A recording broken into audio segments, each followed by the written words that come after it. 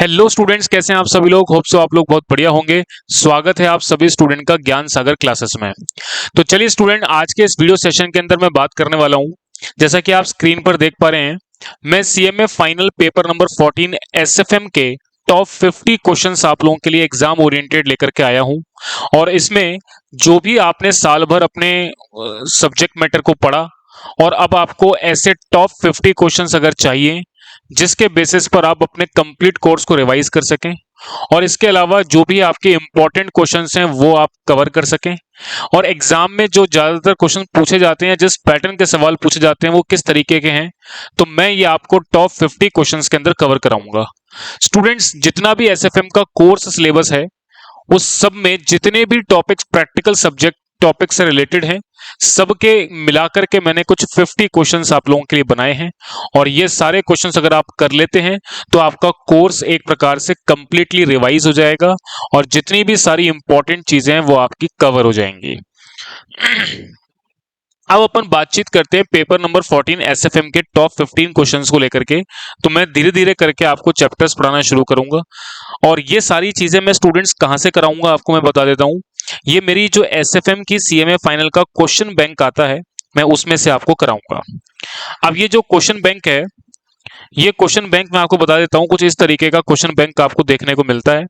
ये question bank आपको जो है 2 वॉल्यूम के अंदर देखने को मिलता है, वॉल्यूम 1 एंड वॉल्यूम 2।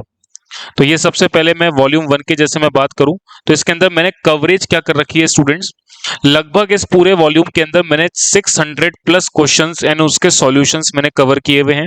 जिसमें क्या क्या कवरेज है, जिसमें न्यू सिलेबस 2022 का सीएमए इंस्टीट्यूट का स्टडी मैट कवर्ड मिलेगा। सीएमए इंस्टीट्यूट का 2016 सिलेबस जो ओल्ड सिलेबस का स्टडी मैट है वो कवर्ड मिलेगा। लास्ट 10 साल के past examination questions with solution के साथ कवर्ड मिलेंगे। लेटेस्ट वर्कबुक इंस्टीट्यूट की साइट पर जो भी लॉन्च हुई है उसके सभी क्वेश्चंस आपको विद सॉल्यूशंस के साथ मिलेंगे। इसके अलावा मॉक टेस्ट पेपर जो भी इंस्टीट्यूट की साइट पे अपलोड होते हैं वो भी मैंने सब कुछ सब्जेक्ट और टॉपिक वाइज कवर्ड किया हुआ है। इसके अलावा एक्स्ट्रा प्रैक्टिस क्वेश्चन के पॉइंट ऑफ व्यू से जो लेटेस्ट सीए फाइनल के पेपर्स हुए हैं उनके भी क्वेश्चंस मैंने इस मॉड्यूल में इस क्वेश्चन बैंक में कवर किए हैं। तो टॉप 50 क्वेश्चंस जो मैं ले रहा हूं वो मेरे हिसाब से जो मेरे एनालिसिस के अनुसार बहुत इंपॉर्टेंट हैं, जिसके थ्रू हम सारे सब्जेक्ट मैटर को पूरे कंप्लीट टॉपिक को कवर कर सकते हैं। मैं वो क्वेश्चंस आप लोगों के लिए पढ़ाऊंगा। वॉल्यूम 1 में स्टूडेंट्स बात कर रहे हैं अपन। इसमें मैंने जो चैप्टर आज के इस सेशन में अब मैं सबसे पहले शुरू कर रहा हूं वो है अपना लीजिंग चैप्टर का, लीजिंग डिसीजन का चैप्टर मैं शुरू कर रहा हूं। तो चलिए शुरू करते हैं, समझते हैं, देखिएगा ध्यान से। अब लीजिंग के अंदर मैं बात कर लेता हूं। सबसे पहले स्टूडेंट लीजिंग के टॉपिक के बारे में थोड़ी सी अपन बातचीत करेंगे कि एक सेकेंड।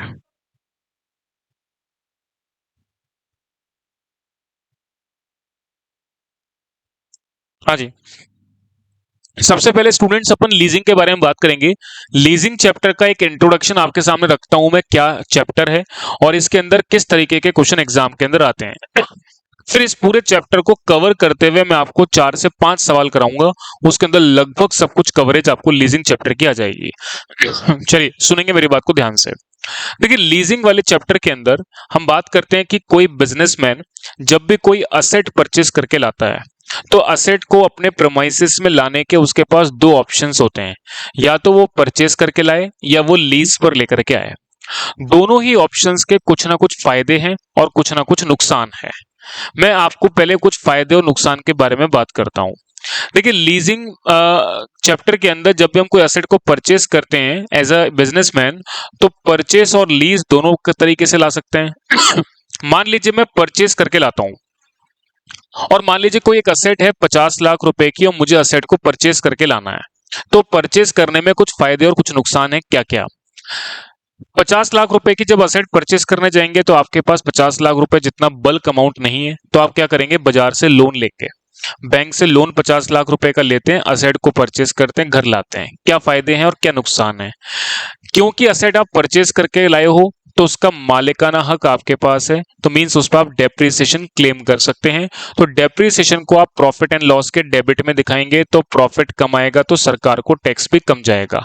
यानी डेप्रिसिएशन पर क्या मिलता है, टैक्स बेनिफिट। क्योंकि मैं ये लोन लेकर के फिर बाजार से असेट परचेस करके लाया हूं, तो इस पर मैं इंटरेस्ट पे करता हूं और इंटरेस्ट मेरे लिए खर्चा है, तो मैं P&L के डेबिट में दिखाऊंगा। प्रॉफिट कम आएगा तो सरकार को टैक्स भी कम जाएगा, तो यहां पर भी मुझे टैक्स बेनिफिट देखने को मिलता है। इसके अलावा क्योंकि मैं एसेट परचेज करके लाया हूं, तो इसकी ओनरशिप राइट यानी मालिकाना हक मेरे पास है, तो एक समय बाद जब ये एसेट खराब हो जाएगी तो उसकी स्क्रैप वैल्यू का बेनिफिट भी मुझे ही मिलेगा। ये मैंने कुछ फायदे आपको बताए। इसके अलावा कोई एसेट अगर आप परचेज करके लाते हो तो उसका रिपेयर एंड मेंटेनेंस भी आप करेंगे, तो रिपेयर एंड मेंटेनेंस का खर्चा अगर आप P&L के डेबिट में दिखाते हैं तो प्रॉफिट कम तो सरकार को टैक्स भी कम जाएगा। अब कुछ नुकसान के बारे में बात करते हैं। मान लीजिए मैं ये 50 लाख रुपए का हैवी इन्वेस्टमेंट करके एसेट को परचेज करके लाया और मुझे 2 साल बाद कोई नई अपडेटेड टेक्नोलॉजी वाली मशीन मान लीजिए मार्केट में आती है और मुझे रिप्लेस करके उस दूसरी मशीन की तरफ जाना है, तो क्या आसानी से संभव है आप दूसरी मशीन की तरफ जा सकते हो? नहीं। यानी आपको मार्केट में कोई नई मशीनरी अगर या नई अपडेटेड टेक्नोलॉजी वाली मशीन मार्केट में आई है तो अब आप आसानी से शिफ्ट नहीं कर सकते, क्योंकि आपने बहुत हैवी एक्सपेंडिचर उस ओरिजिनल एसेट को परचेज करने में कर लिया है, तो यहाँ पे रिप्लेसमेंट संभव नहीं होता। तो ये बात हो गई परचेस ऑप्शन की। अब मैं मान लीजिए लीज ऑप्शन पे जाता हूं, यानी असेट को लीज पर लेकर के आता हूं।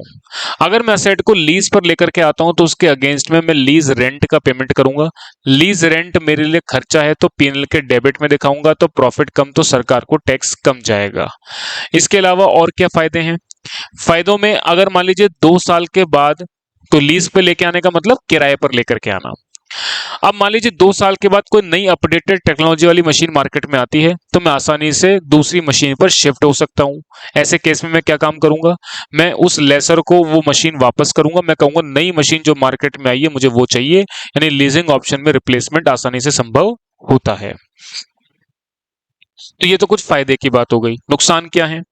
नुकसान जैसे कि क्योंकि आप लीज पर असेट को लेकर के आते हो तो कोई मालिकाना हक नहीं है, मींस आप डेप्रिसिएशन क्लेम नहीं कर सकते, तो टैक्स बेनिफिट भी नहीं मिलेगा, इंटरेस्ट कॉस्ट का बेनिफिट नहीं मिलेगा, स्क्रैप वैल्यू का बेनिफिट नहीं मिलेगा। तो ये इसके कुछ नुकसान हो गए। अब पॉइंट ऑफ व्यू क्या है इस लीजिंग चैप्टर को पढ़ने का? मैं दो पर्सपेक्टिव से बात करूंगा स्टूडेंट्स, एक होगा लेसर का पॉइंट ऑफ व्यू और एक होगा लेसी का पॉइंट ऑफ व्यू। सबसे पहले हम लेसी का पॉइंट ऑफ व्यू की बात करते हैं। लेसी के पॉइंट ऑफ व्यू से जब भी किसी असेट को परचेज किया जाता है तो उसके पास दो ऑप्शन होते हैं, या तो परचेज करके लाएं या लीज पर लेकर के आएं। जिस भी ऑप्शन में आपको लीस्ट कैश आउटफ्लो देखने को मिलेगा उस ऑप्शन को आप ऑप्ट करेंगे। यानी परचेस ऑप्शन में आपको ये चेक करना है कि मान लीजिए उसकी लाइफ 10 साल की है, तो 10 साल में कितना present value of cash outflow हुआ, और लीजिंग ऑप्शन में आपका present value of cash outflow कितना हुआ। दोनों में से जो लीस्ट कैश आउटफ्लो होगा उस ऑप्शन को अपन ऑप्ट करेंगे। तो दोनों में से लीस्ट कैश आउटफ्लो को हम ऑप्ट करते हैं। मेरी बात क्लियर हो जानी चाहिए, समझ में आ जानी चाहिए। तो एक पर्सपेक्टिव तो बताया मैंने, लेसी के 4 पर्सपेक्टिव बताऊंगा। पूरे चैप्टर में 4 पर्सपेक्टिव है, ध्यान से सुनना है आपको मेरी बात। लेसी के पॉइंट ऑफ व्यू से पहले 2 पर्सपेक्टिव आपके लेसी के हैं और बाद के 2 पर्सपेक्टिव लेसर के हैं। लेसी के पॉइंट ऑफ व्यू से असेट को परचेज करना या लीज पे लाना, दोनों में से जिसमें लीस्ट कैश आउटफ्लो होगा उस ऑप्शन को हम ऑप्ट करेंगे। पहला खत्म। दूसरा है break even lease rental from lessee point of view calculate करना। देखो लेसी के पॉइंट ऑफ व्यू से जो break even lease rental calculate किया जाता है वो मैक्सिमम लीज रेंट का अमाउंट होता है। मैक्सिमम लीज रेंट का मतलब कि लेसी उस असेट को लीज के अगेंस्ट में उतना मैक्सिमम लीज रेंट पे कर सकता है जो बाइंग ऑप्शन को इक्वेट करता हो। और अगर मान लीजिए किसी केस में लीज रेंट इतना पे करना पड़ जाए कि वो बाइंग ऑप्शन से भी ज्यादा निकल जाए तो इससे बढ़िया तो बाय करना ज्यादा बेटर हो जाएगा। तो लेसी के पॉइंट ऑफ व्यू से मैक्सिमम लीज रेंट उतना पे किया जा सकता है जो बाइंग ऑप्शन को इक्वेट करता हो, और इस केस को हम break even lease rental from lessee point of view consider करते हैं। मेरी बात आपको समझ में आ रही होगी। अब इसके बाद अपन बात करते हैं नेक्स्ट आगे की। इसके बाद हम बात करते हैं लेसर के पॉइंट ऑफ व्यू। लेसी के पॉइंट ऑफ व्यू से बात कर लिया, परचेस लीज में से कौन सा बेटर है, ब्रेक इवन लीज रेंटल कैसे निकालते हैं। अब बात करते हैं लेसर के पॉइंट ऑफ व्यू से। लेसर के पॉइंट ऑफ व्यू से जब भी किसी असेट को लीज पर दिया जाता है तो सोचो लेसर क्या काम करता है, उस असेट को पहले बाजार से परचेस करके लाता है फिर लीज पर देता है। तो लेसर के लिए वो एक प्रकार का इन्वेस्टमेंट डिसीजन हो गया, यानी कि वो बाजार से असेट को परचेस करेगा फिर उसको लीज पर देगा।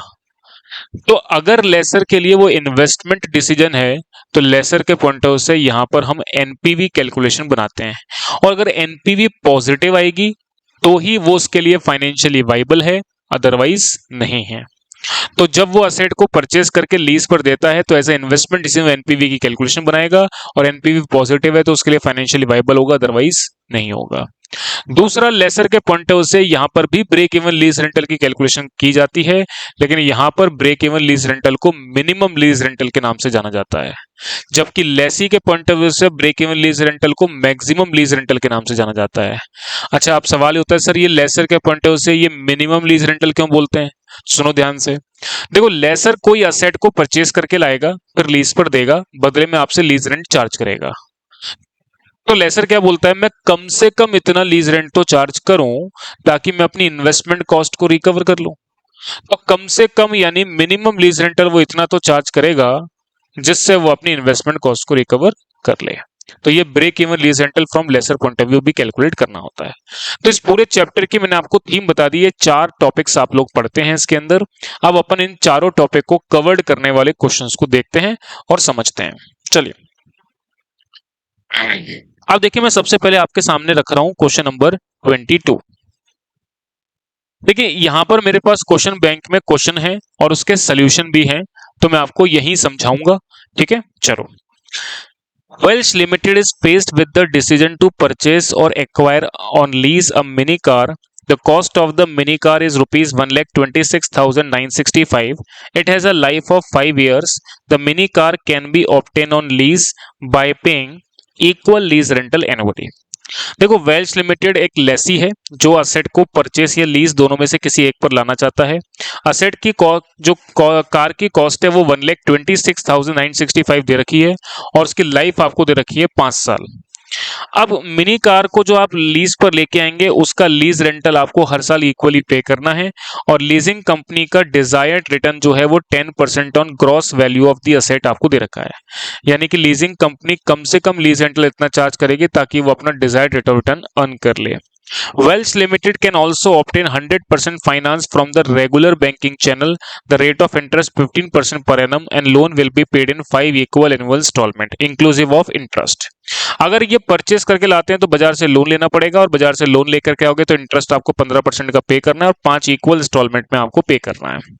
इसके अलावा इफेक्टिव टैक्स रेट आपको 40% की गिवन है, और जो पर इसको जो राइट ऑफ किया जाएगा वो एसएलएम बेसिस पर 5 साल में इक्वली ओवर द पीरियड आपको इसको डेप्रिशिएट करना है। अब एडवाइस करना है वेल्च लिमिटेड को about the acquiring of the car, यानी Welch Limited as a lessee उसको असेट को परचेज करना बेटर है कि लीज पे लेना बेटर है, ये आपको निकालना है। तो जिस भी ऑप्शन में लीस्ट कैश आउटफ्लो होगा हम उसको ऑप्ट करेंगे। दूसरा, what should the annual lease rental to be charge by the leasing company to match the loan option. अभी बोलते हैं what should the annual lease rental to be charge by leasing company, यानी कि leasing company के द्वारा maximum कितना lease rent charge किया जा सकता है जिससे वो लोन ऑप्शन को मैच कर ले। वो ब्रेक इवन लीज रेंटल की कैलकुलेशन भी आपको बतानी है, और यहां पर आपको डिस्काउंटिंग रेट के पर्सपेक्टिव से 10%, 15%, 9% का आपको प्रेजेंट वैल्यू फैक्टर दे रखा है। तो चलिए अपन अब शुरू करते हैं। सबसे पहले हम पहले केस की बात करते हैं। वेल्च लिमिटेड के लिए एक्वायरिंग ऑफ कार को का ऑप्शन सबसे बेटर क्या होगा। तो देखिए, मैंने यहां पर क्या बात करी, वेल्च लिमिटेड के पॉइंट ऑफ व्यू से परचेस ऑप्शन और लीज ऑप्शन दोनों में present value of cash outflow निकालते हैं। सबसे पहले अल्टरनेट वन अपन लीज ऑप्शन की बात करते हैं। देखिए, लीज ऑप्शन में कॉस्ट ऑफ असेट आपको दे रखी है 1,26,965, और जो लीज रेंट है वो इस हिसाब से चार्ज किया जाएगा ताकि 10% का रिटर्न अर्न कर लिया जाए। तो 10% की रेट से 5 साल के क्यूमुलेटिव पीवी फैक्टर को मैं यहाँ पर डिवाइड लगाऊंगा, और ये वैल्यू आ जाएगी 33,500 रुपए। ये क्या हो गया, एनुअल लीज रेंट का अमाउंट हो गया। अब statement showing present value of net cash flow. अब देखो ध्यान से मेरी बात को समझना, एनुअल लीज रेंट कितना है, 33,500 रुपए। Amount of annual lease rent कितना दे रखा है, 33,500 रुपए। इस पे टैक्स बेनिफिट मिल जाएगा क्योंकि लीज रेंट मैं लीज पर लेकर के आता हूं तो मैं पीएनएल के डेबिट में दिखाऊंगा, प्रॉफिट कम तो सरकार को टैक्स कम जाएगा। तो टैक्स बेनिफिट मिलने के बाद ये आफ्टर टैक्स लीज रेंट की इंफॉर्मेशन आ गई। अब डिस्काउंटिंग रेट क्या कंसीडर कर रही हैं? देखो डिस्काउंटिंग रेट मैंने आपको बताया है, कभी ना कभी सवाल में अगर दे रखा है तो कंसीडर करो, नहीं दे रखा तो इंटरेस्ट कॉस्ट पर आप टैक्स बेनिफिट लेने के बाद इफेक्टिव कॉस्ट कंसीडर करेंगे, और वो इफेक्टिव कॉस्ट कितनी हो गई? 9%। तो ये आपके पास 9% आ गई। तो 9% की रेट से 5 साल का क्यूमुलेटिव पी फैक्टर आ गया 3.89। इसको मल्टीप्लाई करेंगे तो present value of cash flow आ गया 78,189। तो ये आपके पास present value of cash outflow under leasing option निकल करके आ गया। तो यहाँ पे एनुअल लीज रेंट पर आपने टैक्स बेनिफिट लिया, नेट कैश फ्लो आया, उसको क्यूमुलेटिव पी फैक्टर से मल्टीप्लाई करके total present value of cash outflow under leasing option निकाल लिया। अब अपन बात करते हैं बाइंग ऑप्शन के ऊपर। बाइंग ऑप्शन में कॉस्ट ऑफ असेट आपको दे रखी है, और क्योंकि असेट परचेज करके लाते हैं तो इंस्टॉलमेंट पेमेंट सिस्टम पे परचेज करके लाएंगे, और बैंक वाला जो इंटरेस्ट है वो 15% की रेट से चार्ज करता है। तो 5 साल के क्यूमुलेटिव पी फैक्टर से अगर हम डिवाइड देते हैं तो एनुअल इंस्टॉलमेंट कितनी आ गई? 37,900 रुपए की। अब आप एक स्टेटमेंट बनाएंगे जिसके थ्रू आप इंस्टॉलमेंट में से असेट की कैश प्राइस और इंटरेस्ट को सेपरेट करेंगे। तो देखिए यहां मैंने एनुअल इंस्टॉलमेंट निकाली 37,900 रुपए। ओपनिंग बैलेंस आपको दे रखा है, उसमें इंस्टॉलमेंट है 37,900, जिसमें से आप इंटरेस्ट कैलकुलेट करेंगे, आउटस्टैंडिंग बैलेंस पर इंटरेस्ट कैलकुलेट करेंगे 15% की रेट से, और इस इंस्टॉलमेंट में से इंटरेस्ट लेस करके असेट की कैश प्राइस आ जाएगी। फिर ओपनिंग बैलेंस में से असेट की कैश प्राइस लेस करके क्लोजिंग बैलेंस आ जाएगा, जो अगले साल के लिए ओपनिंग बैलेंस बन जाएगा। हर साल इंस्टॉलमेंट का अमाउंट आपको सेम दे रखा है, तो इस आउटस्टैंडिंग बैलेंस पर 15% की रेट से आप इंटरेस्ट कैलकुलेट करेंगे। फिर इस इंस्टॉलमेंट में से इंटरेस्ट लेस करके असेट की कैश प्राइस निकालेंगे। फिर ओपनिंग बैलेंस में से असेट की कैश प्राइस को लेस करके क्लोजिंग आउटस्टैंडिंग बैलेंस बच जाएगा, जो अगले साल का क्या बन जाएगा? Opening balance. तो इस प्रकार से टेबल बना करके आप प्रत्येक इंस्टॉलमेंट में से असेट की कैश प्राइस और इंटरेस्ट को क्या कर लेंगे? सेपरेट कर लेंगे। हाँ जी, नेक्स्ट आगे की बात करते हैं। अब हम इंटरेस्ट कॉस्ट जो भी आपको दे रखी है उस पर टैक्स बेनिफिट कैलकुलेट करेंगे। टैक्स की रेट आपको दे रखी है, जो भी सवाल में कितनी गिवन है, टैक्स की रेट आपको दे रखी है 40%। तो इंटरेस्ट कॉस्ट पे क्या मिल जाएगा? Tax benefit. इसके बाद हम डेप्रिसिएशन निकालेंगे, क्योंकि एसएलएम मेथड पे डेप्रिसिएशन कैलकुलेट करना है तो कॉस्ट ऑफ असेट को नंबर ऑफ लाइफ से डिवाइड देंगे।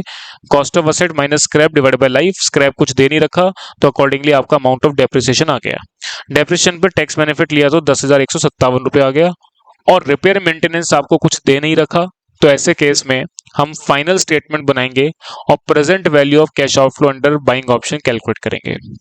अब देखिए इंस्टॉलमेंट का अमाउंट आपको दे रखा है, इसमें tax benefit on interest cost less कर देंगे, tax benefit on depreciation less कर देंगे, और नेट कैश फ्लो आपके पास आ जाएगा। हर साल के पी फैक्टर से मल्टीप्लाई करके टोटल प्रेजेंट वैल्यू आ जाएगी, और ये total present value of cash outflow under buying option आ गई। अब देखो लीजिंग ऑप्शन में आपके पास 78,000 है, जबकि बाइंग ऑप्शन में 87,000 है। तो यहाँ पे least cash outflow leasing option में आ रहा है, तो lease option should be preferred करेंगे। तो जिसमें लीस्ट कैश आउटफ्लो आएगा, मैंने कहा था उस ऑप्शन को हम ऑप्ट करेंगे। अब हम यहाँ पर कैलकुलेट एक दूसरा पार्ट और करते हैं, जो कि क्या है आपका? ब्रेक इवन लीज रेंटल की कैलकुलेशन। मैंने बोला लेसी के पॉइंट ऑफ व्यू से ब्रेक इवन लीज रेंटल का मतलब वो मैक्सिमम उतना लीज रेंट पे कर सकता है जो बाइंग ऑप्शन को इक्वेट करता हो। कितना पे कर सकता है उसको मैंने एक्स मान लिया। 40% का टैक्स बेनिफिट लेने के बाद नेट कैश आउटफ्लो हो गया 0.60x, और जो भी डिस्काउंटिंग रेट आपको दे रखी है उसके क्यूमुलेटिव पी फैक्टर 9% की रेट से 5 साल का क्यूमुलेटिव पी फैक्टर से मैं मल्टीप्लाई करूंगा, तो ये total present value of cash outflow under leasing option आ गया। और बाइंग ऑप्शन के इक्वेट कर दिया। बाइंग ऑप्शन में आउटफ्लो दे रखा है 87,528। तो यहां पर एक्स की वैल्यू मैंने निकाली, वो आ गई 38,491 रुपए।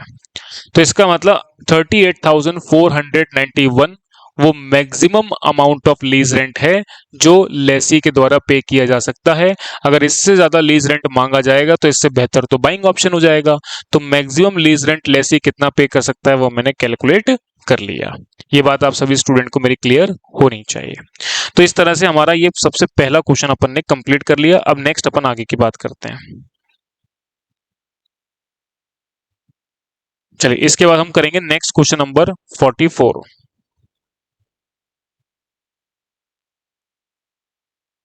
चलिए अब अपन नेक्स्ट क्वेश्चन नंबर 44 शुरू करते हैं, समझेंगे ध्यान से।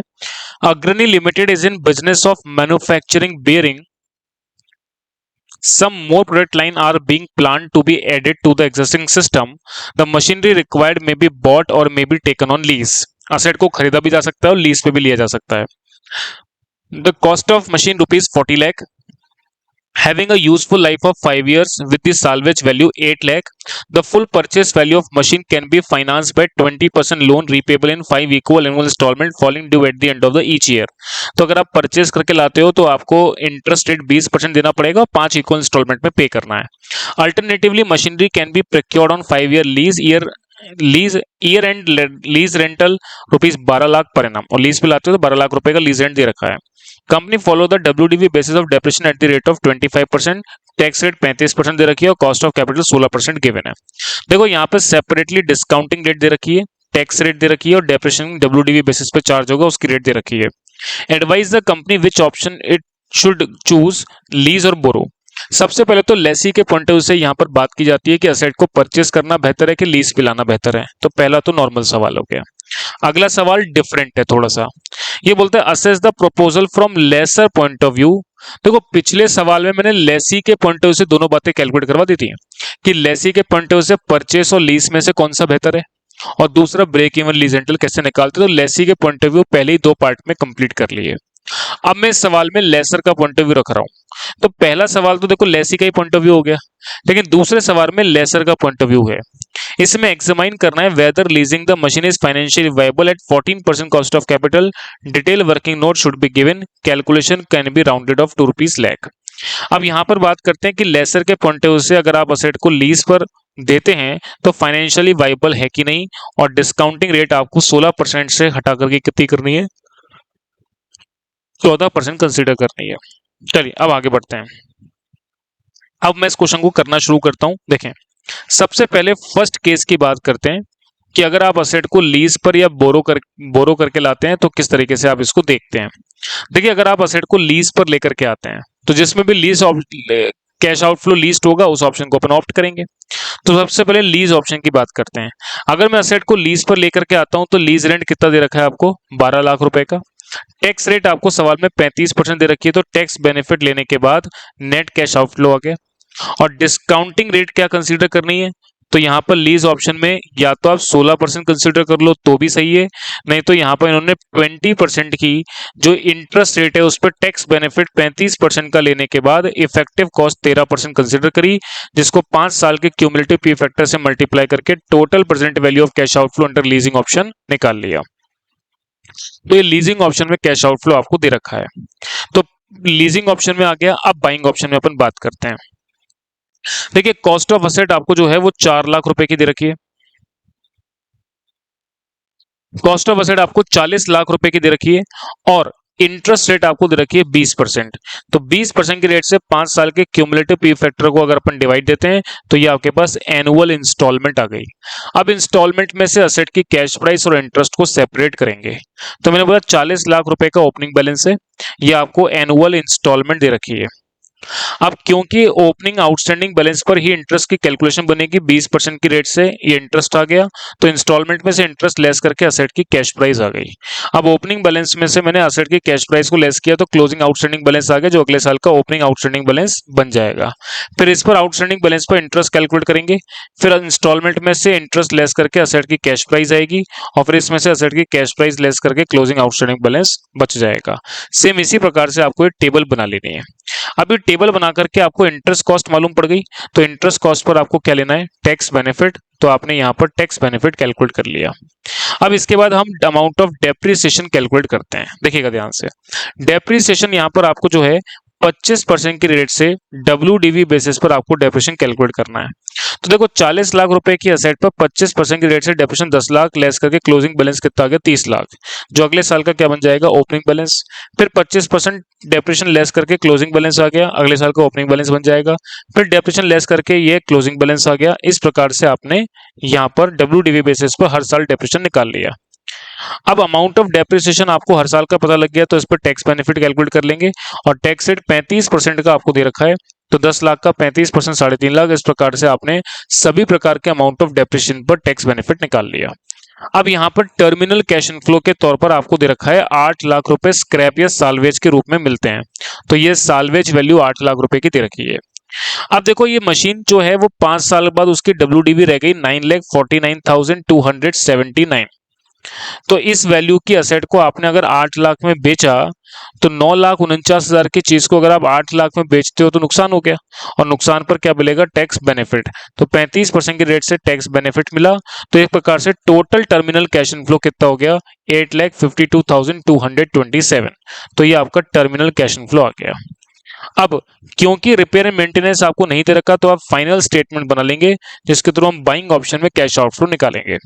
तो देखो हर साल का एनुअल इंस्टॉलमेंट आपको दे रखा है, इसमें से tax benefit on interest cost and tax benefit on depreciation less करेंगे। क्योंकि टर्मिनल कैश इनफ्लो भी एक प्रकार से बेनिफिट का काम करता है, तो आखिरी साल में ये मिल जाएगा। तो ये नेट कैश फ्लो आपके पास आ गया। इसको हर साल के पीवी फैक्टर से मल्टीप्लाई करेंगे तो total present value of cash outflow under buying option निकल करके आ गई। अब देखो लीजिंग ऑप्शन में कैश आउटफ्लो कितना था, लीजिंग ऑप्शन में कैश आउटफ्लो था 27,43,000 और यहाँ पे 27,34,000। तो यहाँ पर कम किस में है, बाइंग ऑप्शन में। तो company should go for buying option. तो बाइंग ऑप्शन में सबसे लीस्ट कैश आउटफ्लो आ रहा है, आप इसलिए इसको ऑप्ट करेंगे। चलिए यहां तक की बात क्लियर हो गई। अब दूसरा अपना सवाल क्या था, देखो दूसरा सवाल था कि लेसर के पॉइंट ऑफ व्यू से एग्जामाइन करो कि ये फाइनेंशियली वाइबल है कि नहीं। तो मैंने आपको बताया था लेसर के पॉइंट ऑफ व्यू से जब भी फाइनेंशियली वाइबिलिटी चेक करते हैं तो उसके लिए इन्वेस्टमेंट डिसीजन है, तो इस केस में आप एनपीवी कैलकुलेट करेंगे। अब देखो लेसर के पॉइंट ऑफ व्यू से एनपीवी कैसे निकालेंगे। एनपीवी निकालते हैं total present value of cash outflow and total present value of cash inflow. Inflow में से आउटफ्लो लेस करेंगे तो एनपीवी आ जाएगी। अब देखो आप, लेसर अगर कोई एसेट को परचेस करके लीज पर देता है तो उसके लिए इनफ्लो का काम क्या करेगा, लीज रेंट। तो हर साल का लीज रेंट आपको 12-12 लाख रुपए दे रखा है। इसमें से आप डेप्रिसिएशन लेस कर देंगे तो आपके पास प्रॉफिट बिफोर टैक्स आ गया। उसमें से टैक्स लेस करेंगे तो आपके पास प्रॉफिट आफ्टर टैक्स आ गया। प्रॉफिट आफ्टर टैक्स में आपने डेप्रिसिएशन जोड़ा तो एनुअल कैश इनफ्लो आ गया। और हर साल के पी फैक्टर यहाँ पे डिस्काउंटिंग रेट 14% कंसीडर करने को कहा गया है, तो मल्टीप्लाई करोगे total present value of cash inflow आ गया। अब ये total present value of cash inflow आ गया, इसमें कोई दिक्कत नहीं है, इन पांचों को मैंने जोड़ दिया। अब यहाँ पर स्क्रैप के बारे में बात करते हैं या टर्मिनल कैश इनफ्लो के बारे में बात करते हैं। तो जो WDV वाली असेट आपको 9,49,000 दे रखी है उसको 8 लाख में बेचा तो ये लॉस हो गया, और लॉस पर टैक्स बेनिफिट कितना मिलेगा, 52,227 रुपए। अब टर्मिनल कैश इनफ्लो में सेल वैल्यू ये हो गई, tax benefit of short term capital gain, total cash inflow आ गया। आखिरी साल के पीवी फैक्टर से मल्टीप्लाई करके present value of terminal cash inflow निकाल लिया। अब आप एनपीवी निकाल लो। तो total present value of cash inflow अभी आपने ऊपर निकाला, ये आपने कितना निकाला, 34,63,551। और इसमें टर्मिनल कैश इनफ्लो को अगर आप जोड़ देते हैं और इसमें से कैश आउटफ्लो अगर आप लेस कर देते हैं तो एनपीवी की वैल्यू नेगेटिव आ गई 94,143। अब ये नेगेटिव एनपीवी का मतलब क्या, नेगेटिव एनपीवी का मतलब कि आपका इन्वेस्टमेंट पे कोई फायदा नहीं है। तो इसका मतलब लेसर के पॉइंट ऑफ व्यू से ये प्रोजेक्ट फाइनेंशियली वाइबल नहीं है, तो वो असेट को लीज पर भी नहीं देगा। ये बातचीत आपको मेरी समझ में आनी चाहिए। इसमें डिफरेंट बातचीत क्या थी कि लेसर के पॉइंट ऑफ व्यू से डिसीजन मेकिंग बनाना कि उसके लिए इन्वेस्टमेंट डिसीजन फ्रूटफुल है कि नहीं। चलिए अब नेक्स्ट क्वेश्चन पर अपन आगे बढ़ते हैं।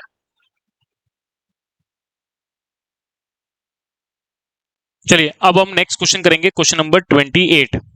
देखिएगा, ये बोलते the finance manager of ABC corporation is analyzing firm policy regarding computer which are now being based on yearly basis on rental amounted to rupees 1,08,000 per year. The computers can be bought for rupees 5 lakh. The purchase would be financed by 16% and loan is repayable in 4 equal annual installment. देखो 5 लाख रुपए का computer है और 16% की finance rate आपको दे रखी है, जिसका रीपेमेंट आप 4 इक्वल इंस्टॉलमेंट में करेंगे। On account of rapid technological progress in the computer industry, it is suggested that 4-year economic life should be used instead of 10-year physical life. It is estimated that computer would be sold rupees 2 lakh at the end of 4 years. The company can straight line method of depreciation, corporate tax rate 35%. देखो अब क्या बात कह रहा है, समझना ध्यान से। फाइनेंस मैनेजर एबीसी एनालाइज कर रहे हैं फर्म की पॉलिसी रिगार्डिंग कंप्यूटर्स के, कि हम कंप्यूटर्स को हम परचेज करके लाएं कि लीज पर लेके आए। अगर लीज पर लेकर के आते हैं तो लीज रेंटल 8,08,000 रुपए का पे करना पड़ेगा, और परचेस करके लाते हैं तो फाइनेंस 16% की रेट से इंटरेस्ट पे करना है, जिसके थ्रू हम 4 इक्वल इंस्टॉलमेंट में पे करेंगे। On account of rapid technological progress in computer industry में चेंजेस होने की वजह से ये सजेस्ट किया जाता है कि 4 year economic life should be use करनी instead of 10 year physical life. हालांकि कंप्यूटर की फिजिकल लाइफ 10 साल की है, बट हम 4 साल की इकोनॉमिक लाइफ ही कंसिडर करेंगे, क्योंकि टेक्नोलॉजिकल एडवांसमेंट चेंज होने की वजह से 4 साल के बाद उसकी वैल्यू नहीं बचती। It is estimated that computer would be sold for rupees 2 lakh at the end of the 4 year, और 4 साल के बाद हम उस कंप्यूटर को 2 लाख रुपए में बेच देते हैं। The company use the straight line method of depreciation use करते हैं। टैक्स रेट 35% दे रखा है, वेदर द कंप्यूटर बॉट और टेकन ऑन लीज। तो सबसे पहली बात, लेसी के पॉइंट ऑफ व्यू से खरीदना और लीज पे लेना कौन सा ऑप्शन बेटर है, जिसमें लीस्ट कैश आउटफ्लो आएगा उसको ऑप्ट करेंगे, पहला सवाल। दूसरा, analyse the financial viability from the point of view of lessor assuming discounting rate आपको दे रखी है 14%। तो यहाँ पर लेसर के पॉइंट ऑफ व्यू से इन्वेस्टमेंट डिसीजन लेना है कि वो उसके लिए फाइनेंशियली वाइबल है कि नहीं।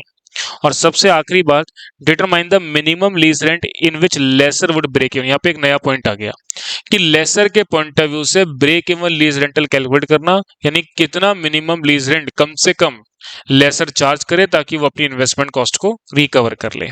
चलिए अपन अब देखते हैं। सबसे पहले हम पहले केस की बात करते हैं कि असेट को परचेस या लीज में से क्या बेटर है। तो सबसे पहले हम लीज ऑप्शन में कैश आउटफ्लो निकालेंगे। देखिए, अगर हम लीज पर लेकर के आते हैं तो हर साल लीज रेंटल कितना पे करते हैं, 1,08,000, और टैक्स रेट सवाल में कितनी दे रखी है आपको, 35%। तो टैक्स बेनिफिट मिलने के बाद नेट कैश फ्लो आ गया। डिस्काउंटिंग रेट के तौर पर आपको यहाँ पर कुछ नहीं दे रखा, तो जो इंटरेस्ट कॉस्ट है उस पर टैक्स बेनिफिट लेने के बाद इफेक्टिव कॉस्ट ये आ रही है 10%, 10.40%। तो इसको हम 4 साल के क्यूमुलेटिव पी फैक्टर से मल्टीप्लाई करेंगे तो total present value of cash outflow under lease option आ गया। इसके बाद अपन बात करते हैं बाइंग ऑप्शन के बारे में। बाइंग ऑप्शन में हम एनुअल इंस्टॉलमेंट पहले निकालते हैं। तो 5 लाख रुपए का आपका कॉस्ट ऑफ असेट दे रखा है, और इंटरेस्ट रेट आपको दे रखी है 16%। तो 4 साल का क्यूमुलेटिव पी फैक्टर से मैंने डिवाइड दिया तो एनुअल इंस्टॉलमेंट आ गई। ओपनिंग बैलेंस दे रखा है, एनुअल इंस्टॉलमेंट आपको दे रखी है। अब आप इंटरेस्ट कैलकुलेट करेंगे हमेशा आउटस्टैंडिंग बैलेंस पर, जो कि इंटरेस्ट की रेट आपको सवाल में कितनी गिवन है, ये आपको दे रखी है 16%। तो 5 लाख का 16% इंटरेस्ट कॉस्ट निकाल लिया, इंस्टॉलमेंट में से इंटरेस्ट लेस करके असेट की कैश प्राइस आ गई। अब ओपनिंग 5 लाख में से आप असेट की कैश प्राइस को लेस करेंगे तो क्लोजिंग आउटस्टैंडिंग बैलेंस बच जाएगा, जो कि अगले साल का ओपनिंग आ जाएगा। इसी प्रकार से आप ओपनिंग आउटस्टैंडिंग बैलेंस पर फिर से इंटरेस्ट कैलकुलेट करेंगे, इंस्टॉलमेंट में से इंटरेस्ट लेस करके असेट की कैश प्राइस आ गई, और ओपनिंग बैलेंस में से कैश प्राइस को लेस करके क्लोजिंग आउटस्टैंडिंग बैलेंस बच जाएगा। तो इस प्रकार से हमने एक टेबल बनाई और टेबल बना करके इंस्टॉलमेंट में से इंटरेस्ट को अलग कर लिया। अब इंटरेस्ट कॉस्ट पे क्या मिलेगा, टैक्स बेनिफिट। तो हमने यहाँ पर टैक्स बेनिफिट निकाल लिया। इसके बाद हम कैलकुलेट करते हैं अमाउंट ऑफ डेप्रिसिएशन। डेप्रिसिएशन के लिए 5 लाख रुपए की असेट है और स्क्रैप के रूप में आपको पैसा कितना दे रखा है, 2 लाख रुपए का। तो 2 लाख रुपए लेस करेंगे, लाइफ 4 साल से डिवाइड देंगे तो डेप्रिसिएशन आ गया, और डेप्रिसिएशन पर टैक्स बेनिफिट कैलकुलेट करेंगे तो ये आगे आके 26,250। अब आप एक फाइनल स्टेटमेंट बनाएंगे जिसके थ्रू हम बाइंग ऑप्शन में कैश आउटफ्लो निकालेंगे। तो एनुअल इंस्टॉलमेंट दे रखी है, tax benefit on interest less कर दिया, tax benefit on depreciation less कर दिया। उसके बाद आपके पास नेट कैश फ्लो आ गया, उसको पी फैक्टर से मल्टीप्लाई किया तो total present value of cash outflow आ गया। पर यहाँ पर ध्यान रखने वाली बात यह है कि आपको स्क्रैप के रूप में 2 लाख रुपए चौथे साल में मिल भी तो रहे हैं, तो ये आपका टोटल आउटफ्लो को और कम करेगा। तो net cash outflow under buying option आपके पास आ गया। अब आप देखो लीजिंग ऑप्शन में कैश आउटफ्लो कितना है। देखो लीजिंग ऑप्शन में कैश आउटफ्लो कितना आ रहा था, 2,20,000, और बाइंग ऑप्शन में आ रहा है 2,82,000। तो इसका मतलब यहाँ पर लीजिंग ऑप्शन में कैश आउटफ्लो कम है, तो इसका मतलब हम लीजिंग ऑप्शन को ऑप्ट करेंगे। मेरी बात समझ में आ रही होगी। अब उसके बाद हम नेक्स्ट पॉइंट ऑफ व्यू की बात करते हैं कि लेसर के पॉइंट ऑफ व्यू से ये प्रोजेक्ट फाइनेंशियली वाइबल है कि नहीं। तो लेसर के पॉइंट ऑफ व्यू से फाइनेंशियली वाइबल में डिस्काउंटिंग रेट आपको 14% की लेनी है। तो देखो कैसे बात करेंगे।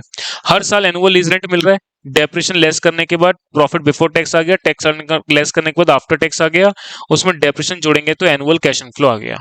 अब डिस्काउंटिंग रेट 14% की जो है, ये आपको 14% दे रखी है ना, इसको 5 साल के क्यूमुलेटिव पी फैक्टर से 4 साल के क्यूमुलेटिव पी फैक्टर से मल्टीप्लाई करके total present value of cash inflow निकाल लिया। अच्छा, इसके बाद हम निकालेंगे एनपीवी की कैलकुलेशन।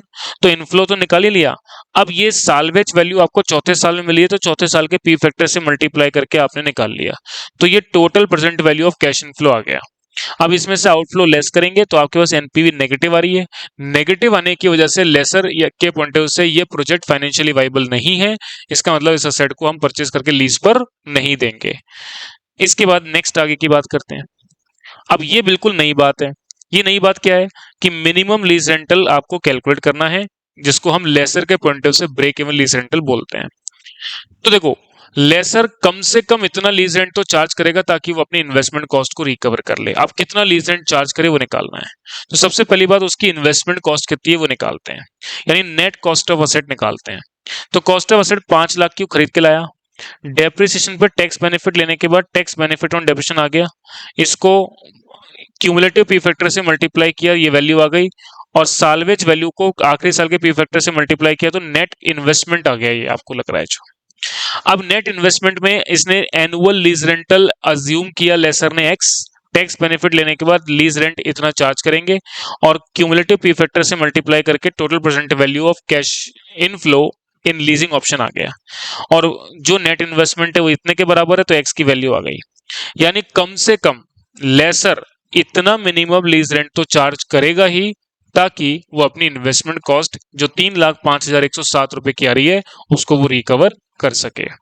मेरी बात आप सभी स्टूडेंट को क्लियर होगी, यहां तक की बात समझ में आनी चाहिए।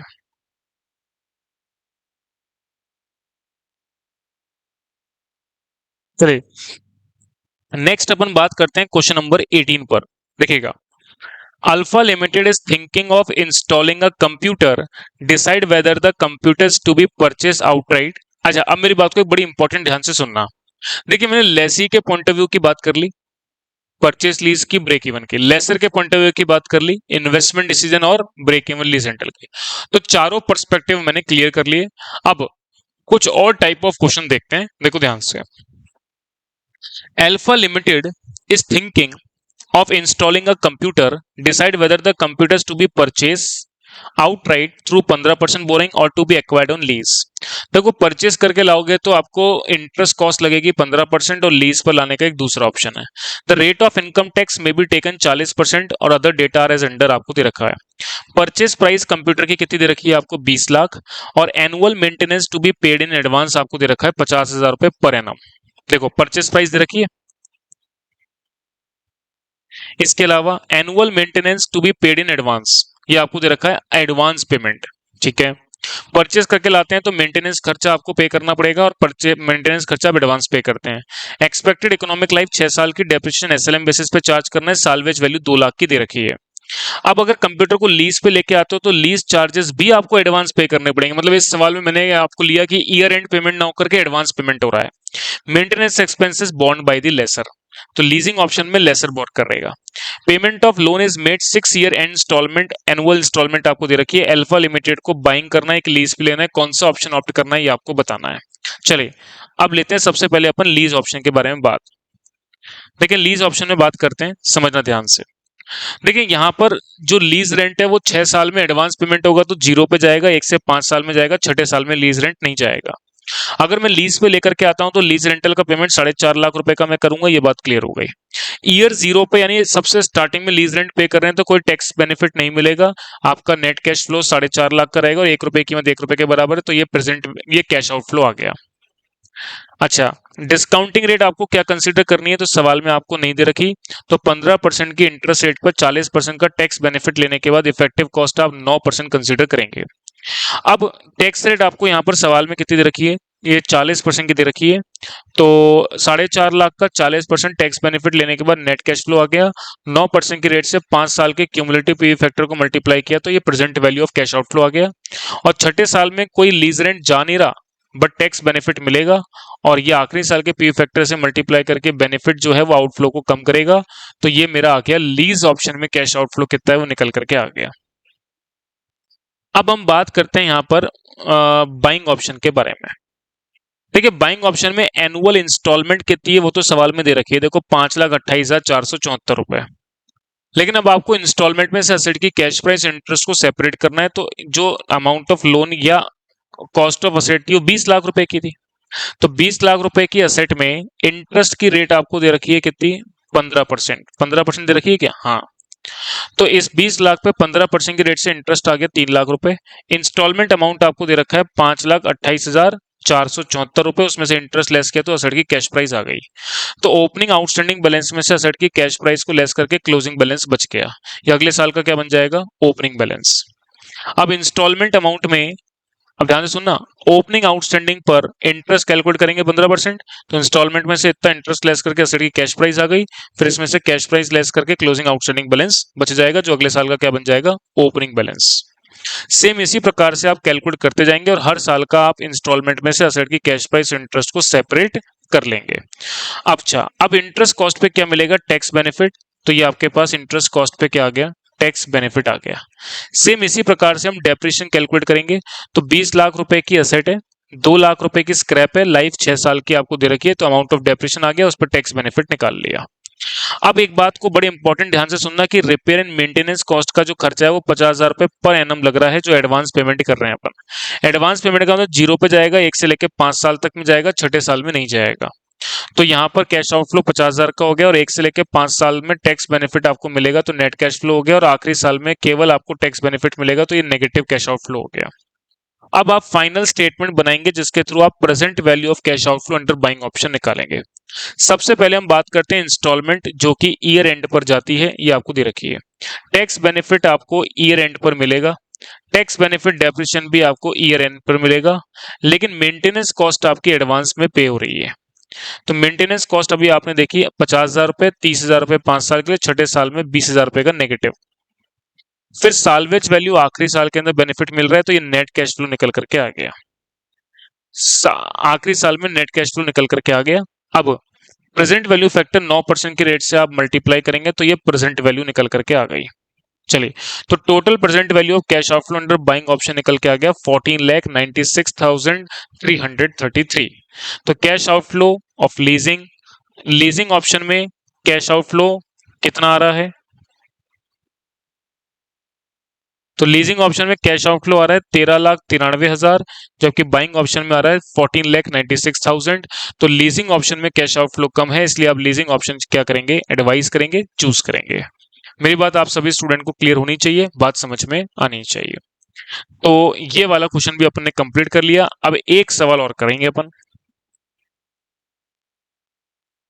हाँ जी, देखिए ये इंस्टीट्यूट का एक फेवरेट क्वेश्चन है, इंस्टीट्यूट के मॉड्यूल में भी दे रखा है, ओल्ड सिलेबस न्यू सिलेबस दोनों, और 2 बार एग्जाम में पूछा जा चुका है, तो ये क्वेश्चन मैं आपको जरूर कराऊंगा।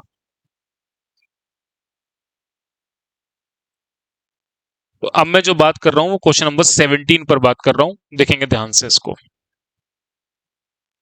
देखिए क्वेश्चन नंबर 17 पर अपन बात करते हैं, तो यहाँ पर क्या बोलता है ये कि Dishita Limited is considering to acquire an additional computer to supplement its time share computer service to its clients. It has two options: to purchase the computer for ₹22 lakh, to lease the computer for 3 years from a leasing company for ₹5 lakh as annual lease rent plus 10% of gross time share service revenue। हाँ जी, अब ध्यान से मेरी बात को सुनना।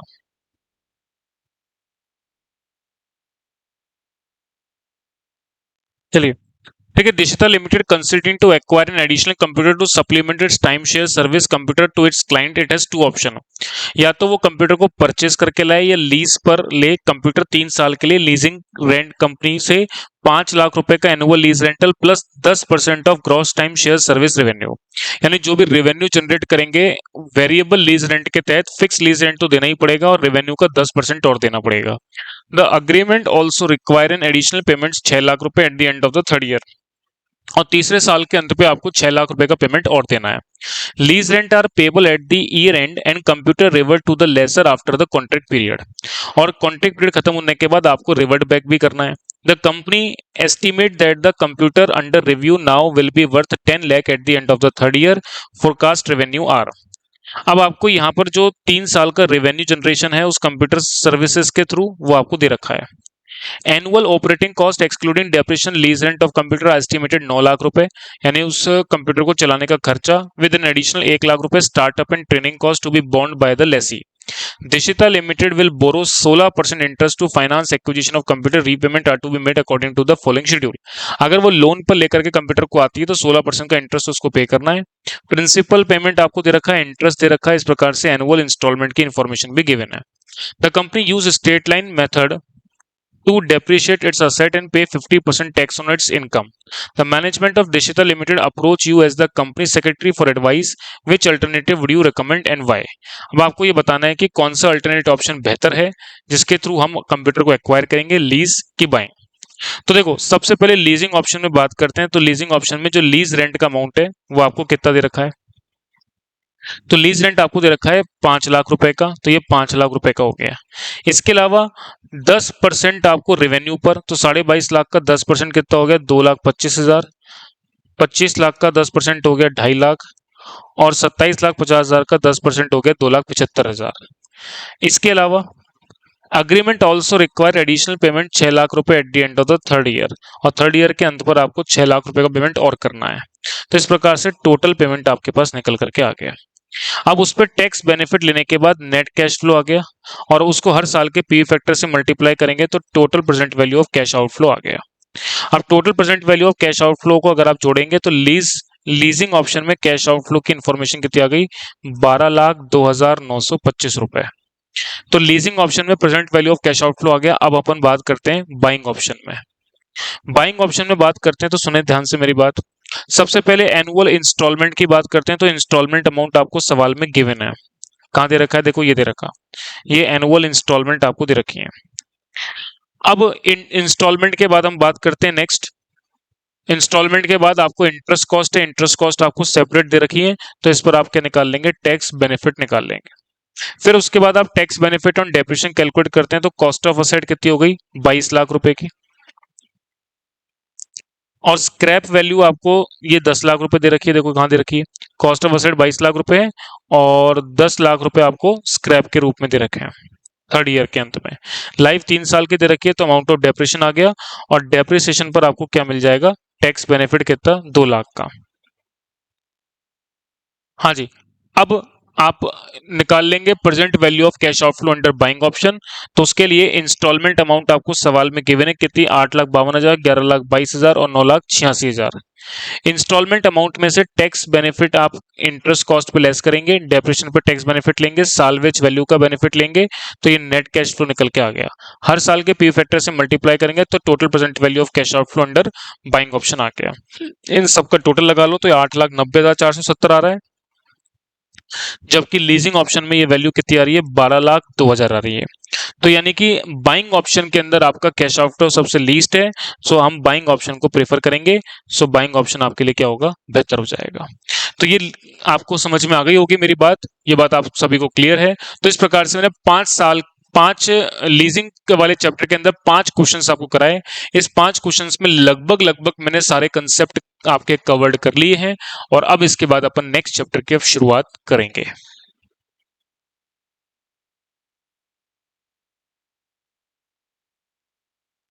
चलिए student, अब हम आज के इस सेशन में अब शुरू करते हैं। इसके अलावा म्यूचुअल फंड्स के क्वेश्चन भी मैं कराऊंगा। तो हमने इस सेशन के अंदर 2 टॉपिक्स देखने हैं, एक लीजिंग का और एक म्यूचुअल फंड्स का। तो म्यूचुअल फंड्स के अंदर मैं कुछ आपको क्वेश्चंस करा रहा हूं, जिसके अंदर मैं लगभग सब कुछ कवर कर लूंगा। तो चलिए स्टार्ट करते हैं। देखिएगा, देखिए म्यूचुअल फंड्स के अंदर अपन एनएवी की कैलकुलेशन बनाते हैं। इसके अलावा कई सारे रेशियोज हैं, जैसे Sharpe ratio, Treynor ratio, Jensen alpha ratio. इन्हीं से रिलेटेड मेनली सवाल यहाँ पर पूछे जाते हैं। अब अपन बात करते हैं इसके क्वेश्चंस के बारे में। तो देखिए, सबसे पहले मैं यहाँ पर करवा रहा हूँ क्वेश्चन नंबर 5। क्या क्वेश्चन बोलता है, पढ़ते हैं पहले। Chintamani fund, a fund which invest exclusively in public sector undertaking, yield 3.75% per unit for the year. The opening NAV दे रखी है 21.20। Chintamani fund has a risk factor 3.50, assert sharp ratio and evaluate the firm fund performance in juxtaposition with the performance of Sensex। देखिए यहाँ पर जो Chintamani fund है वो public sector undertaking में investment करती है, जो उसको रिटर्न मिलता है वो 3.75 का मिलता है, और एनएवी आपको दे रखी है, रिस्क फैक्टर आपको दे रखा है, और शार्प रेशियो यहाँ पर कैलकुलेट करके बताना है, और इसकी पोजीशन जो है वो मार्केट से कंपेयर करके आपको बतानी है कि वो आउट परफॉर्म कर रहा है कि अंडर परफॉर्म कर रहा है। तो देखिए यहाँ पर बोलते हैं risk free rate of interest 5% है, मार्केट का रेट ऑफ रिटर्न आपको दे रखा है, स्टैंडर्ड डेविएशन दे रखा है 2.75। इसी प्रकार से तीन अलग अलग कंडीशंस आपको गिवन है। शार्प रेशियो का फॉर्मूला जो है वो आपका बनता है return of portfolio minus risk free rate of return divide by standard deviation of portfolio. अब हम बात करते हैं सबसे पहले केस ए की। तो risk free rate of return दे रखा है, मार्केट का रेट ऑफ रिटर्न दे रखा है, स्टैंडर्ड डेविएशन ऑफ मार्केट आपको दे रखा है। स्टैंडर्ड डेविएशन ऑफ मार्केट कितना दे रखा है 2.75। तो मैं मार्केट का रिटर्न निकाल लेता हूँ। तो मार्केट का शार्प रेशियो निकाल लेता हूँ। तो मार्केट का शार्प रेशियो निकलेगा risk free rate of interest, sorry return of market आपको दे रखा है, रिटर्न ऑफ सबसे पहले रिटर्न ऑफ पोर्टफोलियो। अच्छा रिटर्न शार्प रेशियो पहले मार्केट के लिए निकालते हैं। देखो पहले मार्केट का रिटर्न कितना है 15%, रिस्क फ्री रेट दे रखा है 5% divide by standard deviation of market दे रखा है 2.75। तो ये आपके पास शार्प रेशियो आ गया मार्केट का। अब हम पोर्टफोलियो का निकालते हैं। तो पोर्टफोलियो का रिटर्न आपने कैलकुलेट किया, तो यहाँ पर 3.75 डिवाइड बाय 21.20 इंटू 100 करेंगे तो रिटर्न परसेंटेज आ गया पोर्टफोलियो का 17.69। Risk free rate of interest 5% दे रखा है, स्टैंडर्ड डेविएशन ऑफ पोर्टफोलियो आपको दे रखा है 3.50, इससे डिवाइड दे देंगे तो आपके पास 3.63। जो चिंतामणि फंड का शार्प रेशियो है, जो पब्लिक सेक्टर अंडरटेकिंग में इन्वेस्टमेंट करने से लाते हैं, वो आपके पास आ गया। तो जिसका शार्प रेशियो ज्यादा है वो बेहतर रिटर्न दे रहे हैं। तो यहाँ पर शार्प रेशियो किसका ज्यादा है, मार्केट का। तो इसका मतलब मार्केट आउट परफॉर्म कर रहा है। तो मैंने यहाँ पर लिख दिया मार्केट का आपका शार्प रेशियो जाता है तो मार्केट आउट परफॉर्म कर रहा है कंपेयर टू चिंतामणि फंड। इसके बाद हम बात करते हैं केस नंबर बी की। केस नंबर बी में हम बात करें तो risk free rate of interest 4% है और मार्केट का रिटर्न है 17 और स्टैंडर्ड डेविएशन है 3। तो इस प्रकार से शार्प रेशियो आप चिंतामणि फंड के लिए निकालेंगे। तो चिंतामणि फंड के लिए जो रिटर्न है वो आपको पोर्टफोलियो का रिटर्न 17.69 दे रखा है, रिस्क फ्री रेट 4% है और स्टैंडर्ड डेविएशन वही 3.50। तो ये आपके पास जो है शार्प रेशियो निकल करके आ गया। इसी प्रकार शार्प रेशियो अगर अपन मार्केट का कैलकुलेट करते हैं तो ये है 4.33। ये कैसे निकाला मैं, मार्केट का रिटर्न है 17%, रिस्क फ्री रेट है 4% और डिवाइड बाय स्टैंडर्ड डेविएशन कितना करेंगे 3 का, तो ये आपके पास 4.33 शार्प रेशियो मार्केट का आ गया। तो यहाँ पर ज्यादा शार्प रेशियो किसका है, मार्केट का। तो इस केस में भी मार्केट आउट परफॉर्म कर रहा है। फर्क बस इसमें यहाँ पर यह है कि risk free rate of interest change हो रहा है, यहाँ पे 7% है तो बाकी सब कुछ वैसा ही है। तो ये आपने निकाला 17.69 minus risk free rate of interest 7% और वही सेम स्टैंडर्ड डेविएशन है पोर्टफोलियो का, तो ये 3.05 का आपका शार्प रेशियो आ गया। और मार्केट का शार्प रेशियो 2.75 है, तो इसका मतलब चिंतामणि फंड मार्केट के कंपेयर में आउट परफॉर्म कर रही है। तो इस केस में मार्केट के कंपेयर में चिंतामणि फंड आउट परफॉर्म कर रही है। तो जिसका शार्प रेशियो ज्यादा आएगा वो बेटर है। तो ये हमको समझ में आ गई बात। अब यहाँ पे एक इंपॉर्टेंट बात थोड़ी सी बता देता हूँ। शार्प रेशियो का फॉर्मूला जो मैंने आपको बताया, शार्प रेशियो का formula return of portfolio minus risk free rate upon standard deviation of portfolio.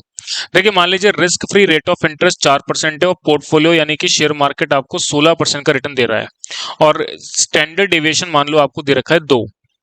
तो risk free rate of interest के अलावा मार्केट में शेयर्स में इन्वेस्टमेंट करके आपको एक्स्ट्रा रिटर्न कितना मिल रहा है, तो आप बोलेंगे 12% का, और रिस्क दे रखा है 2, यानी कि पर यूनिट रिस्क के अगेंस्ट में रिटर्न कितना मिल रहा है 6। यानी 1 यूनिट का रिस्क अगर आप उठाते हैं तो आपको रिटर्न कितना मिलता है 6 का, 2 यूनिट का रिस्क उठाएंगे तो 12 का एक्स्ट्रा रिटर्न मिल रहा है।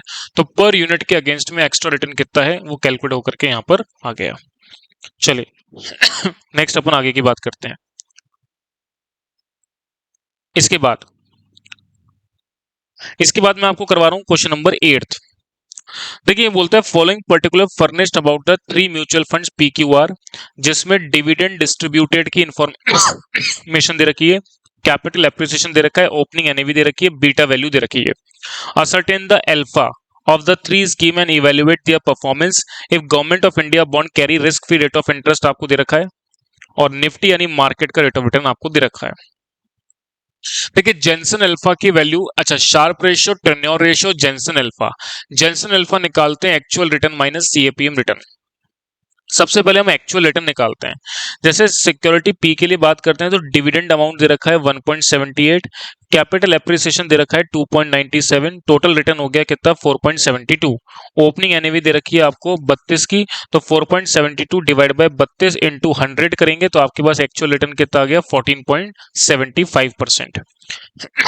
इसके अलावा बीटा वैल्यू कितनी दे रखी है आपको 1.6। अब एक्चुअल रिटर्न के बाद सीएपीएम रिटर्न अगर हम निकालते हैं तो इसका फॉर्मूला होता है risk free rate of interest, जो दे रखा है आपको 6.84 प्लस बीटा वैल्यू हो गई 1.6 into R M minus R F. R M कितना है 12.13 माइनस आर एफ 6.84। तो हमने यहाँ पर सीएपीएम रिटर्न निकाल लिया और ये सीएपीएम रिटर्न आपके पास कितना आ गया, ये आ गया सीएपीएम रिटर्न 14.56%। तो एक्चुअल रिटर्न में से सीएपीएम रिटर्न लेस करेंगे तो जेंसन अल्फा की वैल्यू आ गई 0.19। इसी प्रकार से हम बाकी दोनों केसेस के अंदर जेंसन अल्फा की वैल्यू निकाल लेंगे और जिस ऑप्शन में जेंसन अल्फा की वैल्यू ज्यादा आ रही है उस ऑप्शन को ऑप्ट करेंगे। तो सबसे ज्यादा फर्स्ट ऑप्शन ये हो गया, सेकंड ये हो गया, थर्ड ये हो गया। नेगेटिव रिटर्न है इसको तो रिजेक्ट करेंगे। तो पहली प्रायोरिटी पर हम सिक्योरिटी क्यू यानी कि क्यू में इन्वेस्टमेंट करना चाहेंगे। ये बात आपको मेरी क्लियर हो गई। इसके अलावा एक क्वेश्चन आपको मैं करवा रहा हूं यहां पर, क्वेश्चन नंबर 10।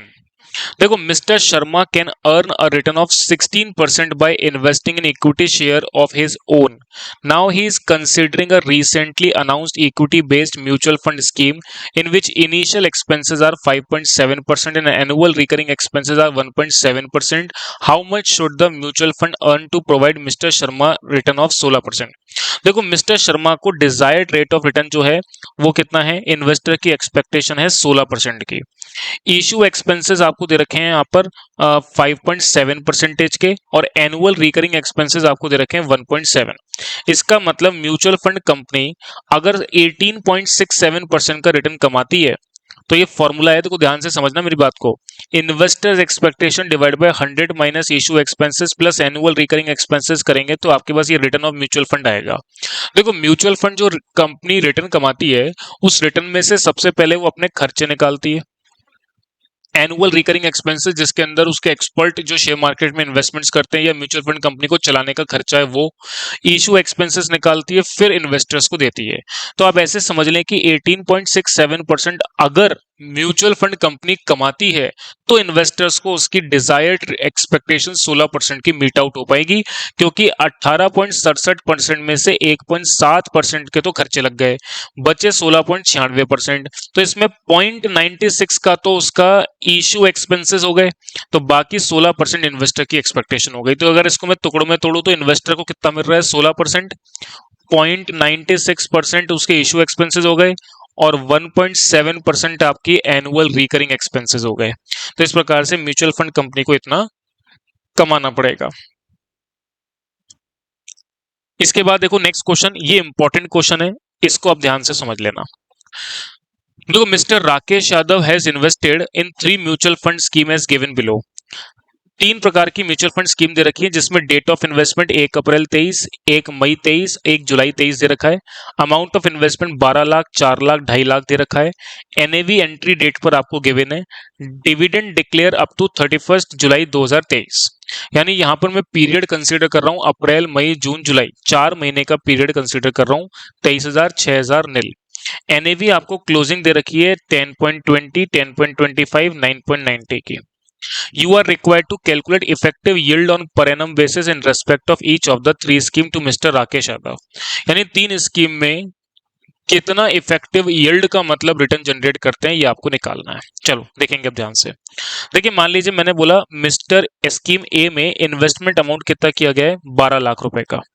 अब यहाँ पर ओपनिंग एनएवी दे रखी है आपको 10.25 और क्लोजिंग एनएवी दे रखी है 10.2। तो यहाँ पर नेगेटिव एनपीवी, अच्छा इतने नंबर ऑफ यूनिट्स हैं तो 12 लाख को ओपनिंग एनएवी से अगर आप डिवाइड देंगे, ओपनिंग एनएवी कितनी है 10.25, तो ये नंबर ऑफ यूनिट्स आ गए। क्लोजिंग एनएवी से मल्टीप्लाई करेंगे तो क्लोजिंग वैल्यू आ गई। अब क्योंकि आप यहां पर देखें ओपनिंग एनएवी क्लोजिंग एनएवी कम हो रही है, तो जो ओपनिंग इन्वेस्टमेंट की वैल्यू क्लोजिंग इन्वेस्टमेंट की वैल्यू है वो भी आपकी नेगेटिव जा रही है, तो यहां पर नेगेटिव रिटर्न मिल रहे हैं। अच्छा, इसके बाद डिविडेंड का अमाउंट कितना है, यहाँ पर डिक्लेयर किया गया 23,000 रुपए, तो इसका मतलब नेगेटिव रिटर्न से एडजस्ट हो गया तो टोटल यील्ड आ गया। अब ये टोटल यील्ड कितने पीरियड का है, तो 1 अप्रैल 23 से लेकर के 31 जुलाई 2023 तक की बात अगर मैं करूं तो ये टोटल इफेक्टिव यील्ड हो गया 122 दिन का। तो ये 122 दिन का रिटर्न है, तो एनुअल रिटर्न 365 दिन का हम निकालेंगे तो ये 4.275% आ जाएगा। सिमिलरली इसके अंदर हम मिस्टर बी स्कीम बी के केस में बात करते हैं, तो हमने अमाउंट ऑफ इन्वेस्टमेंट को ओपनिंग एनएवी से डिवाइड दिया, तो नंबर ऑफ यूनिट्स कितने निकल के आ गए, 39,408.75, और इसको क्लोजिंग एनएवी से मैंने मल्टीप्लाई कर दिया, तो ये क्लोजिंग इन्वेस्टमेंट की वैल्यू आ गई। अब ओपनिंग इन्वेस्टमेंट और क्लोजिंग इन्वेस्टमेंट को अगर आप कंपेयर करेंगे तो यहां पर पॉजिटिव रिटर्न देखने को मिल रहा है 3,940.92। अच्छा, डिविडेंड कितना मिल रहा है यहाँ पर 6,000 रुपए का, तो मैंने जोड़ लिया है, तो टोटल यील्ड आ गया। लेकिन ये इन्वेस्टमेंट 1 मई को किया गया था, तो 31 जुलाई तक आपका इफेक्टिव यील्ड 92 डेज का हो गया, अकॉर्डिंगली 365 दिन का निकाल लिया, तो डिवाइड बाय 92 इंटू 365 करेंगे तो 9.86 पर एनम यील्ड आ जाएगा। सेम इसी प्रकार से आप म्यूचुअल फंड सी के लिए कैलकुलेट करेंगे तो ये नेगेटिव यील्ड आ रहा है। तो सबसे ज्यादा यील्ड कौन सी स्कीम में जनरेट होता है, म्यूचुअल फंड नंबर बी में आपका जनरेट होता है। ये बात आपको मेरी क्लियर होनी चाहिए। चलिए, तो इस प्रकार से मैंने आपको जो है यहाँ पर म्यूचुअल फंड के कई सारे सवाल आपको करवाए। तो म्यूचुअल फंड के ये जो मैंने सवाल आपको करवाए हैं, ये बेसिकली ज्यादातर सवाल आपको एनएवी की कैलकुलेशन के लेकर के मिलते हैं, या कोई रेशियो से रिलेटेड जैसे शार्प, टेन्योर या जेंसन अल्फा रेशियो से रिलेटेड क्वेश्चन देखने को मिलते हैं, और इसी तरीके के सवाल मेनली एग्जाम में आपको आते हैं। तो म्यूचुअल फंड तो बिल्कुल आसान टॉपिक है, ये आप अपने आप अगर तरीके से भी इसको देख के जाएंगे सारे सवालों को तो कर लेंगे, इसमें कोई डिफिकल्टी नहीं है। तो आज के सेशन के अंदर मैंने आपके सामने 2 टॉपिक कवर कर लिए, एक लीजिंग का और एक म्यूचुअल फंड्स का। Thank you very much. अब हम नेक्स्ट सेशन के अंदर मिलते हैं इसके और टॉपिक्स को लेकर के। चलिए, धन्यवाद।